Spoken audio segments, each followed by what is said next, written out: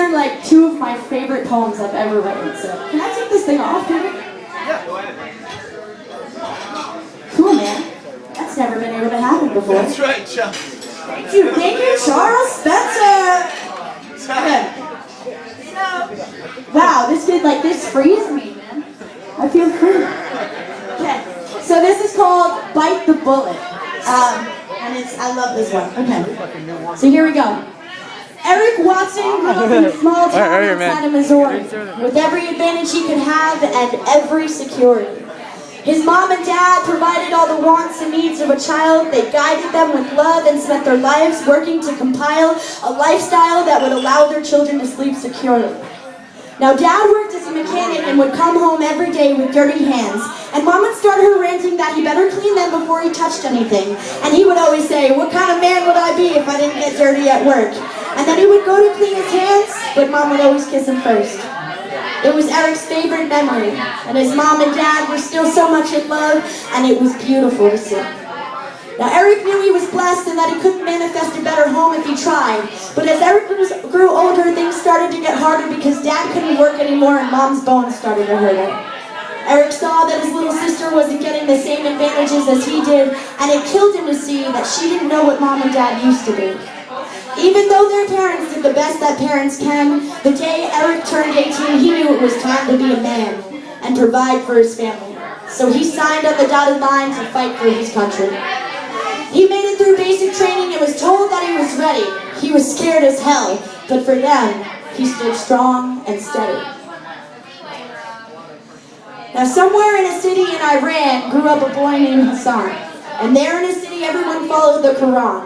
Now, the teachings of the Quran are very simple, and everyone there was expected to follow its principles.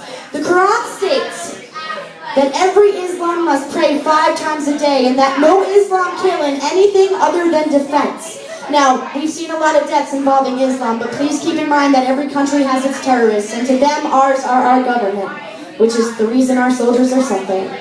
Now, Quran's basic teachings are that there is no Holy Trinity, Jesus is not God, nor did he die on the cross or be raised from the dead, and anyone who believes otherwise is going against what God wanted and what he said. The Quran does not permit in any way drinking, drugs, smoking, gambling, the lottery, lying, stealing, or fornication. Their rules are strict, and with good reason. It's what they believe in. Islam can never evolve from this way of thinking because they believe the Quran is God's last revelation. In their culture, they believe that every man must fight for Allah, their God, and every woman be lesser than any man, and they should be treated as such. Now, this is how Hassan Patel grew up. Hassan's family consisted of his father, a devout follower, and his mother, who he loved very much, worked very hard every day and every night. He also had a little sister of his own that he watched growing up with no rights, and it made him sick. He didn't want to be a part of it. But one day, Hassan's father comes to him and tells him his country's been invaded by Americans trying to evade their sins by killing the Islams. Upon hearing that his family was in danger, of course Hassan fills with anger and grabs a gun with the intention of saving them. And then off into the battle he goes. So here we are at a crossroads in the middle of a desert. Eric Watson on one side, scared as hell, praying to get through the day so he can see his family once again. And Hassan Patel on the other side, angry as hell, hunting for his prey because he thinks it's the only way to save his family.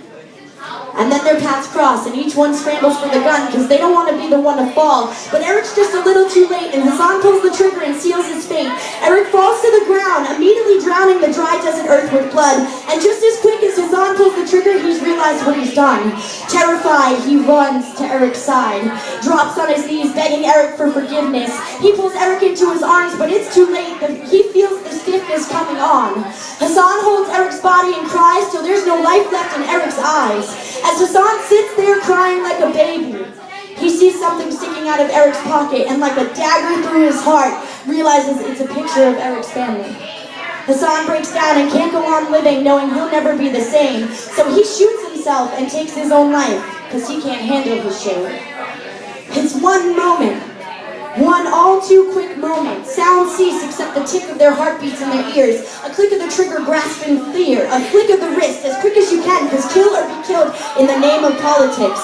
Or maybe it's religion, or for freedom. I say it's all fiction, because there's bodies laying on top of each other in the desert, dismembered, limbs missing, leaving families behind weathered from unmeasured pain, because their deaths have brought, rather than having them there, they can only be remembered.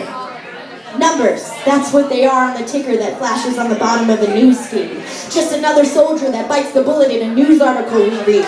Unfortunate that this is how we live. This is how we are. This is how we are. Somehow we use this to justify the war. Look, I'm not trying to change the world, I'm just trying to get you to think. If we continue at this rate, the human species will be extinct. So this one is for Eric.